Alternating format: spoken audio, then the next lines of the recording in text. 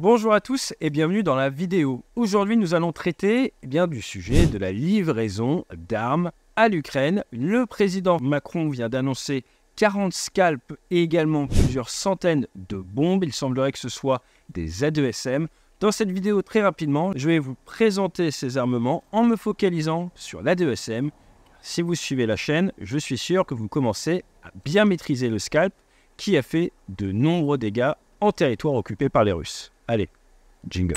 Et aujourd'hui, encore une fois, le meilleur partenariat de l'histoire du YouTube Game, c'est avec notre cours en ligne pour que vous puissiez prendre des commandes de votre propre aéronef.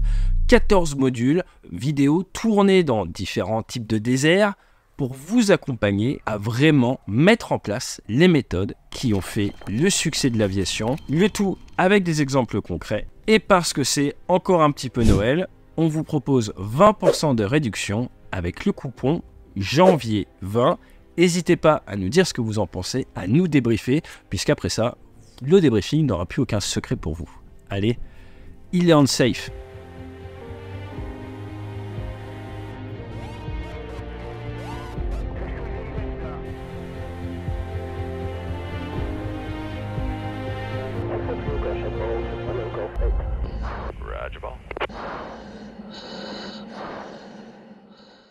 Nous allons commencer avec le scalp, qui veut dire un système de croisière autonome à longue portée, scalp EG pour un emploi général. Vous êtes sur une munition qui a été réfléchie dans les années 90 et qui a pour objectif d'amener une charge militaire qui va bien pénétrer de l'ordre de 450 kg à 300 à 500 km de l'aéronef tireur. Vous êtes sur une faible surface équivalente radar, c'est donc un missile qui est difficile à détecter, qui va pouvoir faire des manœuvres à très basse altitude et qui va, si besoin, remonter en phase finale pour venir emmagasiner un maximum d'énergie cinétique pour bien effectuer son effet militaire. C'est pourquoi il a été programmé, car il faut programmer en amont ces missiles et ça prend plusieurs heures. 500 furent commandés en janvier 1998. Le premier tir en France fut effectué par un Mirage 2000N qui avait vocation également à tirer l'arme nucléaire française. C'était en décembre 2000. Derrière, il a été intégré ce missile sur Mirage 2000D, avec d'attaque au sol, et sur le Rafale, qui fait maintenant tout type de mission pour la France. 400 étaient prévus d'être rénovés par la loi de programmation 2014-2019. Il y a eu un freinage au niveau des dépenses, ça parlait d'une centaine, et in fine, il y a eu une mise à jour avec les Britanniques qui utilisent le Storm Shadow, la version britannique, et nous ne savons pas exactement combien de missiles furent mis à jour. Ce que l'on sait en source ouverte, c'est qu'une centaine de missiles ont été tirés, que ce soit en Libye ou au Levant, que vous êtes sur un taux de succès au-dessus des 90% pour cet armement, et que comme tout armement, ils ont une durée de vie. Cela veut donc dire que lorsque votre munition arrive en fin de vie, soit elle est tirée pour exercice, soit il faut la démilitariser et cela a un coût. Vous avez différents lots de missiles et donc envoyer 40 scalps comme ça en Ukraine, c'est probablement un lot qui se rapproche de sa date de péremption et des économies au final pour le contribuable français. Maintenant, pour ce qui est de l'A2SM, l'armement air-sol modulable, également appelé pour des raisons marketing le Hammer, pour Highly Agile Modular Munition Extended Range, donc une munition modulaire hautement agile et surtout à portée rallongée. Pourquoi ? Parce que ce petit bijou qui nous vient maintenant de Safran Electronics and Defense a une portée en source ouverte de 70 km en haute altitude. Et vous vous doutez bien qu'une bombe de 125, 250, 500 ou même maintenant 1 tonne n'atteint pas 70 km de portée par magie. Il y a un propulseur appelé le kit d'augmentation de portée, le KAP. Donc l'idée c'est quoi ? Exactement comme la Paveway 2, un système qui date de la Seconde Guerre mondiale, permet de prendre un corps de bombe, donc 250 kg, avec une charge explosive à l'intérieur, et de le tuner en de l'armement guidé laser pour environ 30 000 $. Vous mettez à l'arrière des petites ailettes qui vont guider en tout ou rien la bombe. À l'avant, sur une Paveway 2, vous mettez un détecteur de taches laser, vous mettez un code laser, vous illuminez la cible, l'œil voit la tache laser et guide en tout ou rien votre bombe. Ça fonctionne bien depuis maintenant plus de 60 ans, mais en France, nous avons inventé quelque chose de beaucoup mieux avec l'A2SM. Vous avez un kit de guidage à l'avant, mais à l'arrière, un propulseur. Et ce propulseur va bien booster votre munition et augmenter comme ça énormément la portée de votre armement qui, dans le cadre d'une GBU, est de quelques kilomètres. Dans le cadre de l'ES2SM, permet d'aller taper en profondeur chez l'adversaire sans pour autant prendre de risques pour l'avion tireur. En termes de tarifs, forcément, ça n'a rien à voir avec une GBU classique avec un kit PV2. Vous êtes au-dessus des 170 000 € par pièce. Comme je vous l'ai dit, vous installez cela sur un corps de bombe de 250, 500 kg, 1 tonne. Rajoutez à peu près une petite centaine de kilos pour ce kit. Et vous avez 3 versions différentes. Ce que l'on appelle la SBU 38, qui est un guidage inertiel et ou GPS. Vous allez mettre les clés GPS pour avoir la précision du GPS militaire américain. Vous allez sinon avoir la SBU 64, où là c'est un kit infrarouge en plus de l'inertiel. Ça veut donc dire qu'en amont, vous donnez à manger, si je puis dire, au calculateur des images satellites.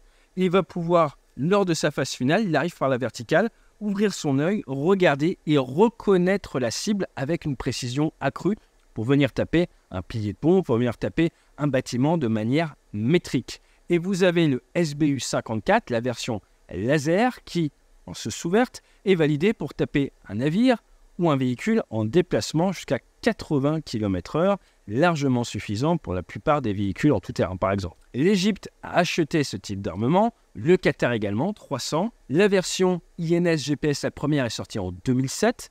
Ensuite, en 2009, la version infrarouge, et c'est en 2013 qu'a été qualifiée la version laser, juste avant que j'arrive sur Rafale. En 2014, les Américains ont testé la mise en œuvre de l'A2SM depuis un F-16, ça a été certifié, ça fonctionne. Et les plans initiaux pour la France, c'était d'en acheter 4200. Réalité budgétaire passant par là, on se retrouve en 2016 avec officiellement 764 A2SM GPS, version de base, 384 infrarouges, qui peuvent très bien être utilisés en GPS ou en inertiel, et 600 lasers. On a un petit peu revu à la baisse nos objectifs. En 2017, janvier, nouvelle commande, pour un nombre d'A2SM non divulgué. Pourquoi en janvier 2017 ? Donne dans le mille, remonter un petit peu dans le temps, nous sortions d'une période, comme on dit, de surge, d'augmentation de la pression face à l'État islamique, et les stocks d'A2SM avaient été mis à rude épreuve. Il arrivait régulièrement d'en tirer 4 par vol, ça m'est arrivé plusieurs fois. C'est un armement que, en tant qu'opérationnel, nous aimons énormément car il donne une grande ouverture tactique, une grande latitude tactique à l'équipage. Vous pouvez par exemple arriver à basse altitude, monter, tirer votre bombe et après repartir. La bombe fera le job et ira de manière quasimétrique sur la cible. C'est assuré, c'est un petit peu le Fox-Tree, le tir et oubli de la bombe. Là où par exemple une bombe laser PV2 classique, vous allez devoir l'accompagner, laser en permanence, vous rendant vulnérable, augmentant également votre charge de travail en tant que pilote et surtout vous obligeant de faire cible après cible. Vous pouvez avec un Rafale emporter 6 A2SM, tirer les 6 d'un coup et après faire demi-tour ou même vous reroller, comme on dit, changer de mission, changer de casquette et passer en protection de l'espace aérien. Alors maintenant, pour quel usage chez les Ukrainiens? Nous avons vu que le Scalp fonctionne sur Sukhoi 24, à voir sur quel aéronef sont montés ces A2SM. Les JDAM à guidage GPS et inertiel ont déjà été livrés aux Ukrainiens. Ils l'utilisent notamment sur MiG-29.